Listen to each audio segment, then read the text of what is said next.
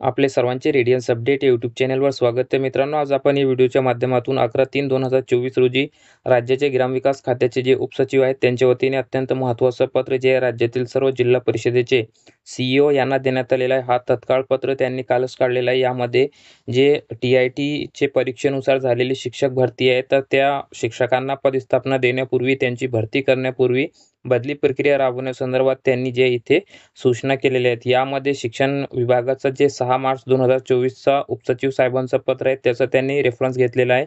तसेच 21 जून 2023 हा जो GR आहे शिक्षण खात्याचा त्याचा त्यांनी रेफरन्स घेतलेला आहे. आणि यापूर्वी या विभागाचे जे 4 जानेवारी 2024चा अपात्र होता ग्रामविकास खात्याचा त्यांनी त्याचा रेफरन्स घेऊन इथे शिक्षण उपसचिव ग्रामविकास खात्याचे जे उपसचिव आहेत त्यांनी शिक्षण उपसचिव माननीय तुषार महाजन साहेबांचे पत्राचा इथे रेफरन्स घेऊन एक पत्र काढलेलं आहे. त्यामध्ये त्यांनी सांगितलेलं आहे की TIT परीक्षेच्या आधारे जे काही पवित्र पोर्टलद्वारे तुम्ही शिक्षकांची भरती केलेली आहे आणि उमेदवारांचे सध्या DV किंवा समुपदेशन जे काही प्रक्रिया सध्या सुरू आहेत तर त्यामध्ये शिक्षक भरतीची प्रक्रिया अंतिम टप्प्यात आली असून सदर भरती प्रक्रियेतील शिक्षकांना पदस्थापना देण्यापूर्वी संदर्भ क्रमांक 2 नुसार जे GR आहेत 21 जूनचा तर त्यामध्ये स्पष्ट व्याख्या करण्यात आलेली आहे की अगोदर जिल्हांतर्गत आणि जे आंतरजिल्हा बदलीने आलेले शिक्षकांना जे आहे तुम्ही पदस्थापना द्यावी. नंतर नवीन शिक्षकांना तिथे शाळा द्यावी. तर त्या निर्णयानुसार आवश्यक ती कारवाई करण्याचे CO यांना त्यांनी निर्देशित केलेले आहे.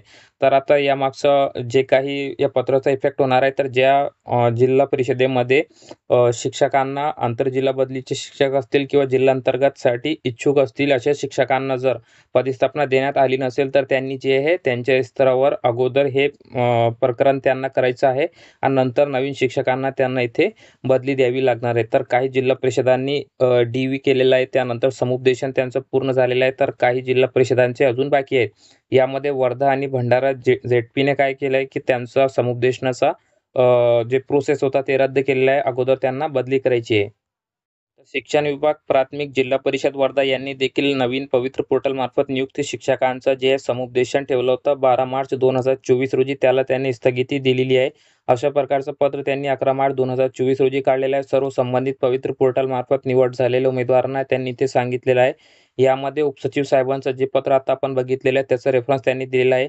मान्य शिक्षण आयुक्त साहेबांनी त्यांच्याकडे जे पवित्र पोर्टल मार्फत जे निवड झालेले उमेदवार आहेत त्यांची निवड यादी दिली होती आणि 12 मार्च 2024 रोजी त्यांचे उमेदवारांचे समुपदेशनाने त्यांना पदस्थापना देण्याची कारवाई करण्याचे नियोजित होते. त्याला अनुसरून पत्र क्रमांक जे 3 आहे इथे 9 मार्च रोजी काढलेलं ZP वर्धाने ते काढला होता. परंतु आता संदर्भ क्रमांक 4 नुसार म्हणजेच उपसचिव साहेब जे आहेत ग्रामविकास खात्याचे त्यांनी सदर भरती प्रक्रियेमधील शिक्षकांना पदस्थापना देण्यापूर्वी दिनांक 21 जून 2023 रोजीचे शासन निर्णय अन्वये जे बदली प्रक्रियेबाबत कारवाई करायची असल्याने दिनांक 12/3/24 रोजीला होणारा जे समुपदेशन होता ते पुढील आदेशापर्यंत स्थगित करण्यात येत आहे. म्हणजे मित्रांनो यामध्ये अगोदर जे बदलीपात्र शिक्षक आहेत त्यांची ते बदली करणार आहेत. नंतर नवीन वेळापत्रक जे असणार आहे समुपदेशनाचा नवीन पवित्र पोर्टल मार्फत शिक्षकांसाठी ते पुढील समुपदेशनाची तारीख स्वतंत्रपणे ते पत्र काढून कळवतील. अशा प्रकारचे जे हे पत्र शिक्षण अधिकारी प्राथमिक वर्धा ZPचे यांनी काढलेलं आहे. तर मित्रांनो आता या पत्रानुसार अगोदर जे बदली प्रक्रिया ते राबवायची आहे आणि काही ZPने त्यांच्या स्तरावर अगोदरच बदली प्रक्रिया पूर्ण केलेली आहे. नवीन शिक्षकांना पदस्थापना देखील दिली आहे तर त्यांना या पत्राचा काहीच इफेक्ट होणार नाही. कारण हे ज्यांच्यासाठी त्यांनी यामध्ये बदली प्रक्रियेपूर्वी भरती प्रक्रिया करण्याचे नियोजित केले होते त्यांच्यासाठी हा पत्र असणार आहे. आणि त्यामध्ये वर्धा ZP असेल आणि त्यानंतर भंडारा ZPने देखील अशाच प्रकारचं पत्र काढलेलं आहे. शिक्षण विभाग जे भंडारा जिल्हा परिषद आहे यांचा देखील आपण हा पत्र बघू शकता की TIT 2022 नुसार विदाऊट मुलाखतचे जे उमेदवार त्यांनी विकल्प दिला होता अशा उमेदवारांची जी यादी आहे संस्थांमध्ये पवित्र पोर्टल मार्फत निवड यादीतील उमेदवारांना समुपदेशन पद्धतीने पदस्थापना देण्याची जी प्रक्रिया होती त्याला स्थगिती देण्यासंदर्भात सुधारित सूचना ZP भंडाराच्या वतीने काढण्यात आलेल्या आहेत. त्यांनी देखील हाच इथे रेफरन्स दिलेला आहे की 11/3/2024 रोजी माननीय उपसचिव ग्रामविकास खात्याचं त्यांना पत्र आलेलं आहे. त्याला अनुसरून त्यांनी समुपदेशन प्रक्रियेला स्थगिती देण्यात येत आहे, असे प्रकारचे पत्र काढलेले आहे. आणि पुढील जी सूचना असणार आहे म्हणजे पवित्र पोर्टलमार्फत उमेदवारांचा जे समुपदेशनाचा प्रोसेस असणार आहे ते यथावकाश कळविण्यात येईल, अशी माहिती उमेदवारांना त्यांनी दिली आहे. त्यामुळे ज्या उमेदवारांनी इथे जाण्याची तयारी केली असेल तर त्यांनी थोडंसं थांबायचं आहे. त्यानंतर सुधारित त्यांचं वेळापत्रक येणार आहे. त्यानुसारच तुम्हाला जे पुढील समुपदेशनाला जायचं आहे, कारण त्यापूर्वी शिक्षकांचे जे बदले आहेत ते त्यांना प्रोसेस करायची आहे.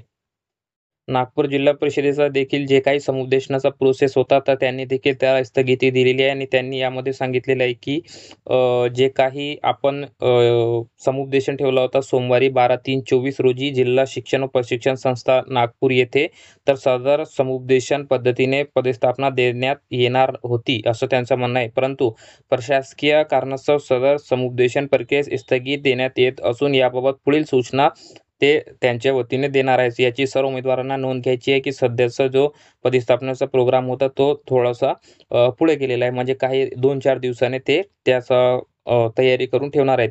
या कार्यालयाचे 6/3/2024 रोजीचे जाहीर सूचनेतील इतर सूचना देखील निर्देश कायम ठेवण्यात येत आहे. अशा प्रकारचं नागपूर झेडपीचे जे काही शिक्षणाधिकारी आहेत त्यांनी इथे काढलेलं